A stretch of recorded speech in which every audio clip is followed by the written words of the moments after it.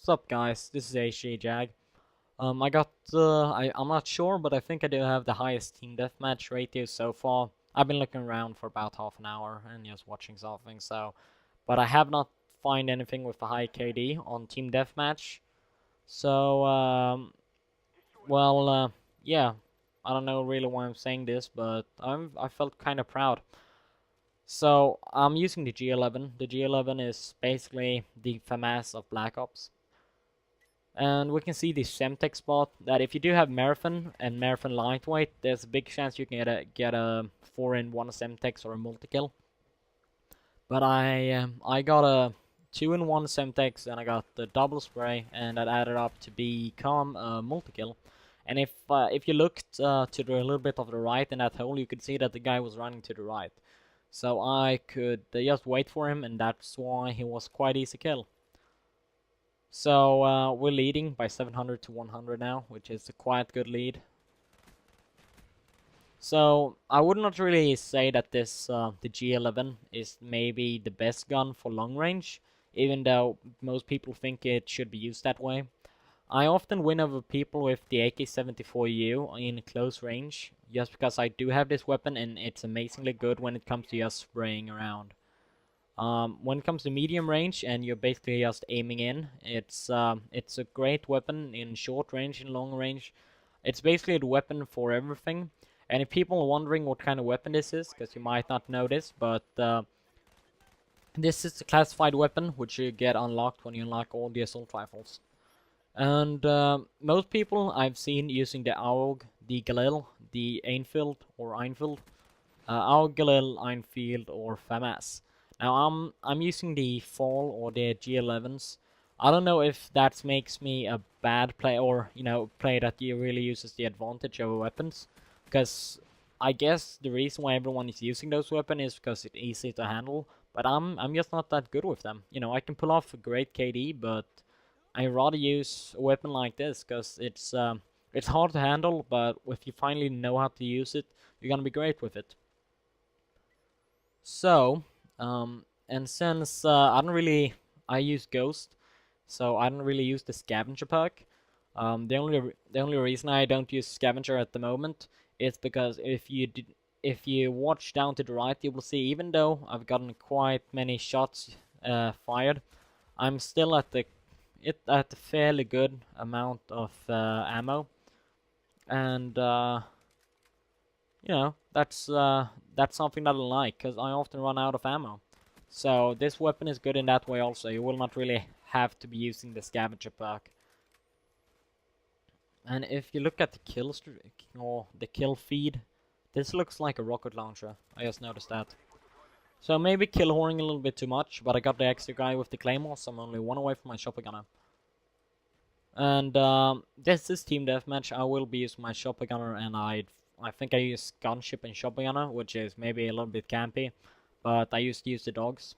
Now if I do play domination, I use the 6, 8, and 9. So basically the mortar team, the blackbird, and the shotgun gunner. But now I'm playing team deathmatch, and team deathmatch is all about the KD, or basically how much you bring to your team. If you're playing in my team, and you're playing with an over 1 KD, you're a good player in my book. You don't need to have the 4.5 KDs. That's not you. You don't need that. If you're a good team deathmatch player, you keep yourself over the 1.0 KD, because basically then you're tributing to your team, and that's all I need. I don't need someone that if everyone would be beast players, I wouldn't be able to get these kind of games. And since I am not the world's best commentator, most people, a guy like CNNers, a guy like Hutch. Now CNNers is beast at the gameplay and beast at commentating. You basically feel a little bit more of connection to them, because I'm Swedish, and I'm not having that much of a problem with my English. But still, it's maybe not as easy to understand me. But yeah. So instead of focusing on being a guy that people can feel close to, instead I try to be just get the beast gameplays, and That's what I do. And the 49 and 1 team deathmatch is actually quite nice.